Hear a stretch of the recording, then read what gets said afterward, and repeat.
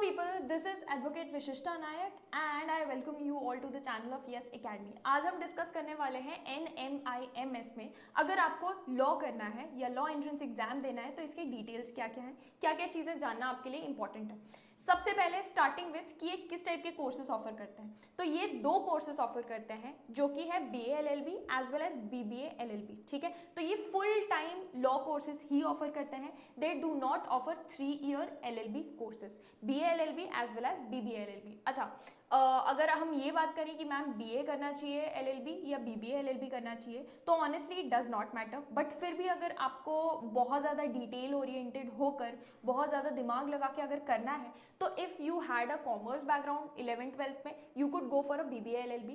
If you had a arts background, मतलब आपका humanities या आर्ट्स से आपने 11th-12th किया है, तो you can go for a BA LLB। क्यों? क्योंकि इस केस में ना आपने जैसे आर्ट्स में सब्जेक्ट्स पढ़े होंगे, सोशियोलॉजी, साइकोलॉजी, इकोनॉमिक्स, ये सब आपको BA में भी पढ़ाए जाएंगे, तो समहाउ दैट हेल्प्स। बट अगर आप मेरे जैसे साइंस स्टूडेंट रहे हो तो really it does not matter, दोनों में से आपको जो भी करना हो। आपको कॉमर्स लेकर भी अगर BA LLB करना है तो उसमें भी आपको कोई रोकने नहीं वाला। Just if you ask me preference कि जनरली हाउ पीपल थिंक, तो they go for a BBA LLB अगर उन्हें कॉमर्स लिया है। अगर आर्ट्स से पढ़े तो BA LLB जनरली लेते हैं। आपको अगर क्रॉस भी करना है तो कोई आपको रोकने नहीं वाला। सेकंड मोस्ट इंपॉर्टेंट थिंग, इसके कैंपसेस कहाँ पे हैं, तो इसके मोस्ट फेमस कैंपसेस तो मुंबई और नवी मुंबई में ही है। बट अब इसके बहुत सारे और भी कैंपसेस खुल गए हैं, जैसे कि आप यहाँ ऑफिशियल वेबसाइट पर ही देख सकते हैं। इनके कैंपसेस मुंबई, नवी मुंबई, उसके साथ साथ बैंगलोर, इंदौर, हैदराबाद और चंडीगढ़ में भी है। सेम विद BBA LLB, बस यहाँ पर एक डिफरेंस है कि जो एक कैंपस है धूले में, वहाँ पे आपको सिर्फ और सिर्फ BBA LLB मिलेगा, वहाँ पे BA LLB आपको नहीं मिलता है, सिर्फ और सिर्फ BBA LLB। अच्छा मैम, इसके सबसे ज़्यादा फेमस कैंपसेस कौन है, अगर हमको जाना है तो हम किनको प्रेफरेंस दें, तो ऑफकोर्स मुंबई है, नवी मुंबई। आप फीस वाइज भी देखेंगे तो मुंबई कैंपस की fees is the highest, 3.5 lakh कुछ है, और नवी मुंबई की सम 2.5 लाख है। तो इनकी फीस भी हाईएस्ट है, but they have a reason, because वहाँ पे एक्सपोजर इतना ज़्यादा मिलता है। मुंबई और नवी मुंबई जैसे एरियाज में अगर आप रह रहे हो और वहाँ से कॉलेज कर रहे हो तो मैक्सिमम आप इंडिया के कॉर्पोरेट लॉ फर्म्स, वो भी बिग वंस, आप देखोगे मुंबई में ही है। तो वहाँ इंटर्नशिप जाना करना, एक्सपोजर बहुत ज़्यादा मिल जाता है। तो again these campuses of course have their benefits, but बाकी सारे कैंपसेस भी are climbing up the stairs, और बहुत ही जल्द ये ऑलमोस्ट इक्वल लेवल पर ही होंगे। अच्छा, फटाक से इंपॉर्टेंट डेट्स पे आ जाते हैं। तो आई थिंक पिछले साल तक NMIMS का जो एंट्रेंस टेस्ट होता था वो एक ही फेज में हुआ करता था, बट इस बार उन्होंने बच्चे की और ज़्यादा कन्वीनियंस के लिए इसको 2 फेजेस में डिवाइड कर दिया है। तो अगर हम पहले फेज की बात करें तो इसका फेज 1 का ऑलरेडी रजिस्ट्रेशन स्टार्ट हो चुका है, विच वॉज 6 दिसंबर को, एंड इसका क्लोजर डेट कब है, 10 मार्च को। इन सब चीज़ों के लिए मैंने आपके लिए ऑफिशियल वेबसाइट के ही हैंडआउट्स खोले ताकि कोई भी कंफ्यूजन ना रहे। तो ये जो आप सामने स्क्रीन पर देख रहे हैं ना, ये ऑफिशियल वेबसाइट के हैंडआउट्स हैं, ये उन्होंने ऑफिशियली रिलीज किया हुआ है। ठीक है, PDFs। नेक्स्ट आपकी conduct of online computer based exam जो है, एग्जाम कब से कब तक होगा, तो इसमें आप देखेंगे एक स्लॉट दिया गया है 1 जनवरी से 15 मार्च। तो मैम क्या हमको हर दिन जाके ये एग्जाम देना है? बिल्कुल भी नहीं।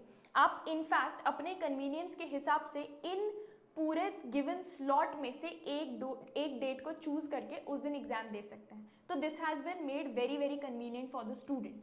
तो भाई 1 जनवरी से 15 मार्च तक की इनकी है डेट।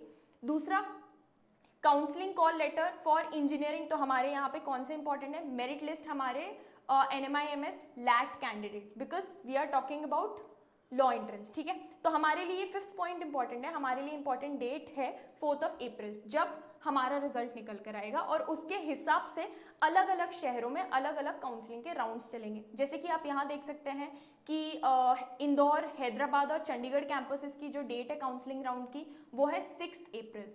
वहीं आप दूसरे मुंबई, शिरपुर, नवी मुंबई, इन सब कैंपसेस की बात करते हैं तो यहाँ पे 15 से 16 अप्रैल स्लॉट दिया है।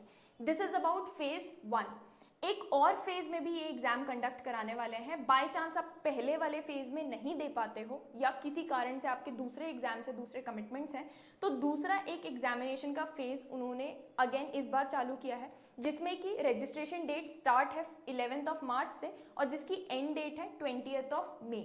ठीक है, इसका ऑनलाइन एग्जाम का स्लॉट कब से कब तक है, 16 मार्च से 25 मई तक का। इस स्लॉट के बीच में आप चूज करके अपने कन्वीनियंट के हिसाब से किसी भी दिन एग्जाम दे सकते हैं। बट ये ऑनलाइन कंप्यूटर बेस्ड ये जाके टेस्ट सेंटर्स पे होगा, आप घर से प्रॉक्टर्ड मोड में नहीं दे सकते, बाकायदा आपको टेस्ट सेंटर अलॉट किया जाएगा, वहां पर जाके देना है। बट डेट आप अपने कन्वीनियंस से चूज कर सकते हैं। अगेन, अगर आपको centre of your own choice चाहिए तो जितना जल्दी हो सके अगर आप फॉर्म भर देंगे तो वो first come first serve basis हमेशा ही सब जगह ही चलता है, तो try and do that as early as possible. इनकी मेरिट लिस्ट डिक्लेयर कब होने वाली है? इनकी मेरिट लिस्ट आ जाएगी 13 जून को। और अगेन काउंसलिंग राउंड अलग अलग सिटीज़ में अलग अलग डेट्स को है। जैसे इंदौर, हैदराबाद और चंडीगढ़ की हम बात करें तो 15 जून है। वहीं मुंबई, शिरपुर, नवी मुंबई, इन सब की हम बात करें तो 25 से 29 जून तक है। इसमें थोड़ा लंबा स्लॉट दिया गया है बिकॉज बहुत सारे बच्चे, मेजॉरिटी चंक इन्हीं सिटीज़ में पाया जाता है। बाकी की 3 सिटीज़ में थोड़े अमाउंट में थोड़े कंपैरेटिवली कम बच्चे होते हैं, तो वो एक दिन में करना थोड़ा आसान होता है। अच्छा मैम, रजिस्ट्रेशन फीस कितनी होती है? आप कितने भी बार करें, कितने भी रीटेक्स दें, क्योंकि आप इस एग्जाम के 3 रीटेक्स दे सकते हैं। पहला अटेम्प्ट अगर आपको नहीं पसंद आया, स्कोर अच्छा नहीं आया या जो भी आपको लग रहा है, आप दूसरा और तीसरा भी रीटेक दे सकते हैं। तो आप टोटल 3 टाइम्स कर सकते हैं और हर रीटेक में यू विल हैव टू पे अ फीस ऑफ 2000 रुपीज। ठीक है, हर रीटेक में आपको भरनी पड़ेगी 2000 rupees is the fees. Eligibility की अगर हम बात करें तो एलिजिबिलिटी में मिनिमम आपके 50% एग्रीगेट स्कोर होना चाहिए इन योर 10+2 लेवल। ठीक है, मिनिमम 50% आपका होना चाहिए। अब अगर हम एग्जाम के पैटर्न की बात करें तो यहाँ पे आपका प्रॉपरली एग्जाम का पैटर्न भी दिया गया है। फॉर लॉ तो आपके 5 सब्जेक्ट्स में डिवाइडेड है ये पूरा का पूरा exam, starting with verbal reasoning, जिसको हम एक तरीके से थोड़ा on the side of English भी बोल सकते हैं। इसके नंबर ऑफ क्वेश्चंस 30 आते हैं और 30 मार्क्स के ही, मतलब हर एक क्वेश्चन 1 मार्क का आता है। दूसरा is your general knowledge, again 30, तो आप सारे सब्जेक्ट्स देखेंगे वो 30 में ही डिवाइडेड है, इक्वल डिविजन है पूरे में। Quantitative reasoning, maths in general अगर हम बोले तो again 30 questions 30 marks. Logical and legal reasoning भी 30, तो ये टोटल हमारे मार्क्स हो गए 150। टाइम कितना दिया जाता है हमको? 150 क्वेश्चंस को सॉल्व करने के लिए हमको दिए जाते हैं 2 घंटे या 120 मिनट्स। बट इस एग्जाम की सबसे अच्छी बात क्या है कि इसमें कोई नेगेटिव मार्किंग नहीं होती, unlike most of the other law entrance exams. Maximum law entrance exams में आप देखेंगे नेगेटिव मार्किंग 0.25 तो होती ही होती है, यहाँ पे ऐसी कोई भी नेगेटिव मार्किंग नहीं होती।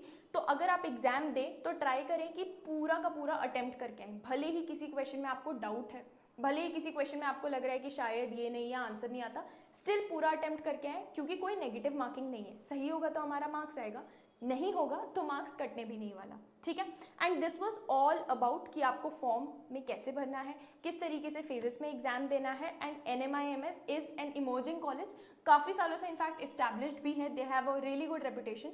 और अगर आपको मुंबई और नवी मुंबई का कैंपस मिल जाता है तो you will have an amazing exposure.